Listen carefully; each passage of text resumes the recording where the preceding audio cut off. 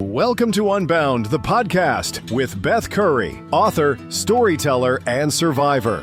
This is where books meet real life, where Beth reads chapters from her work and breaks free from the traditional audiobook format, diving deeper into the personal experiences, lessons, and liberation behind every page. Nothing is off limits. Let's get unbound. Good morning, everyone. Welcome back to Unbound. I am your host, Beth Curry. Today's chapter is called The Day Fear Took Over, and it, at the time, was one of the hardest visits that I had with Mom. I had found her barefoot in the hallway, fleeing from screams, more frightened than I had ever seen her. Her room had become scary to her. My husband had become a bad man. Fear had completely rewritten her reality. This is what dementia looks like on its cruelest days, for sure.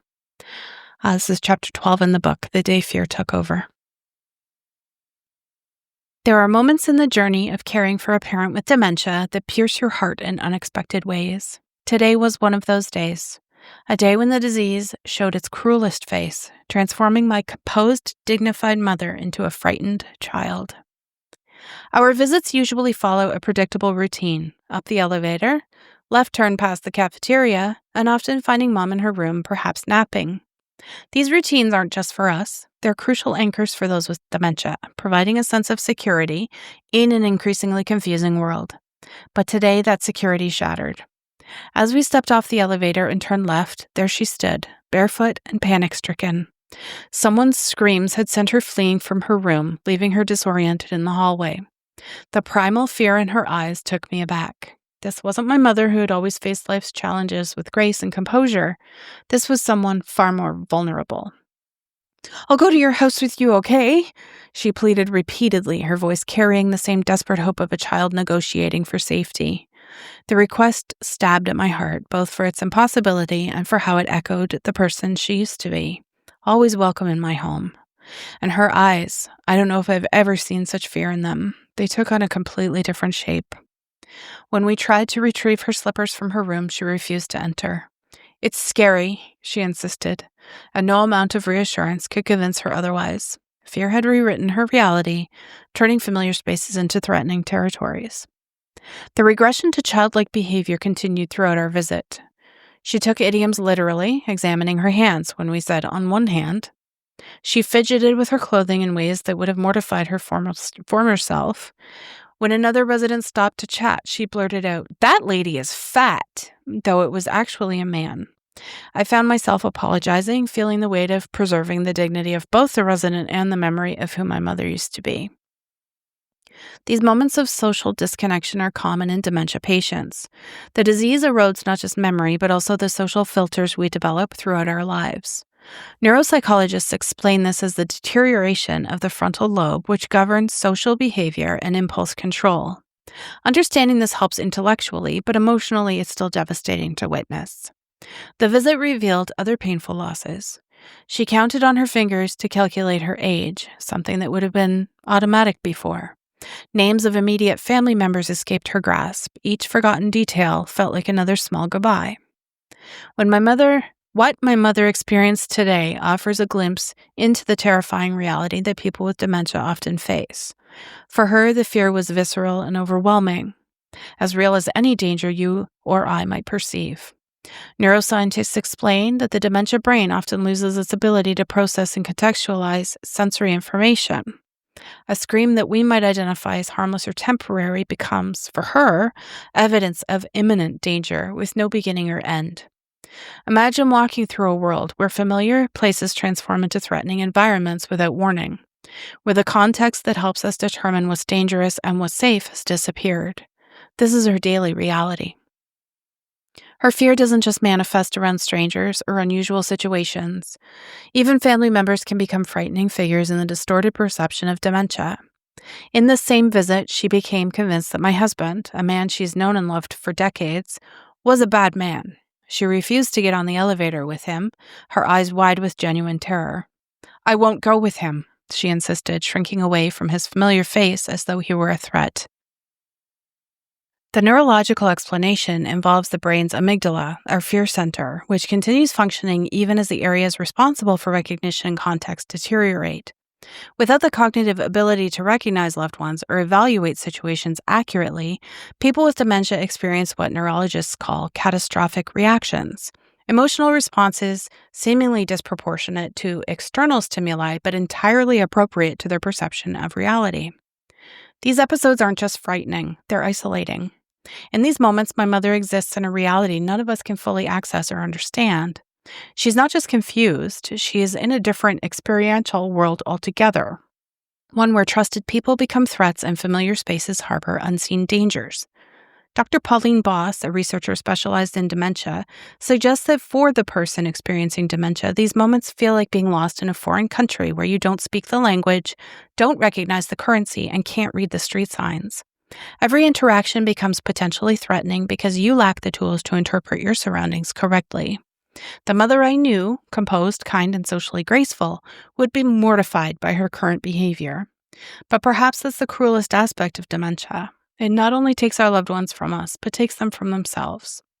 As I left the facility today, emotionally drained, I tried to imagine how the world must appear through her eyes.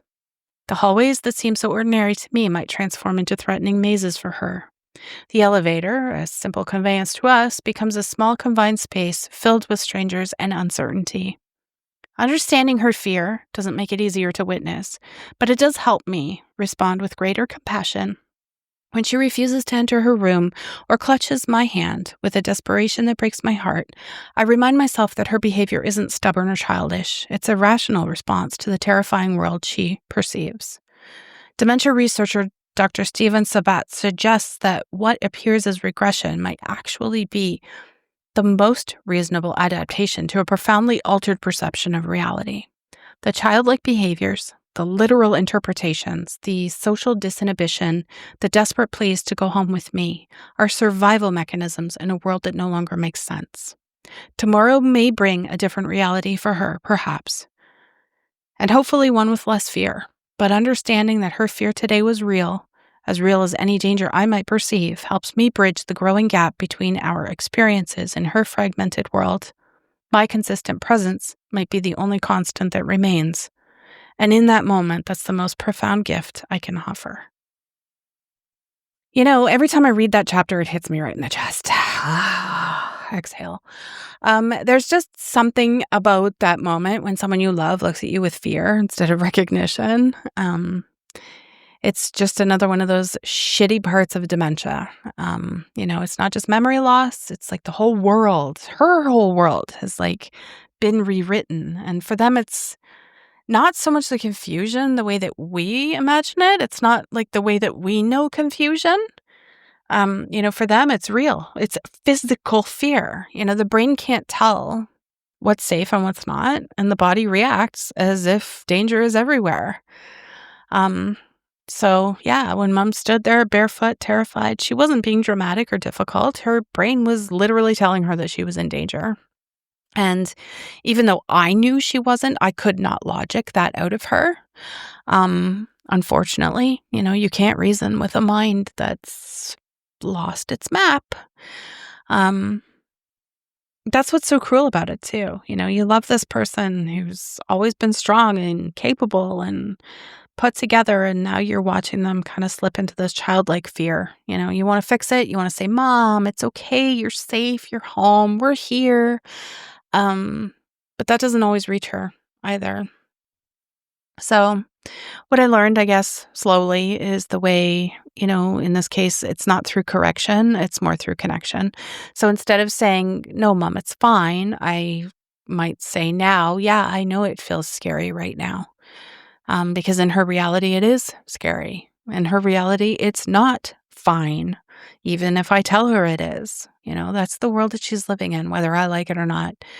And honestly, that lesson, I think, reaches way beyond dementia as well. When someone's afraid and they're upset in a way that we don't understand, it's rarely about facts, right? It's about feelings. They don't need us to fix the story. They just need us to sit with them in the mess, right? There's this kind of emotional double exposure that you live with when you're a caregiver. You're seeing two versions of the same person at once. The one you remember and the one that's just kind of disappearing right in front of you. And that's where the grief kind of sneaks in right there.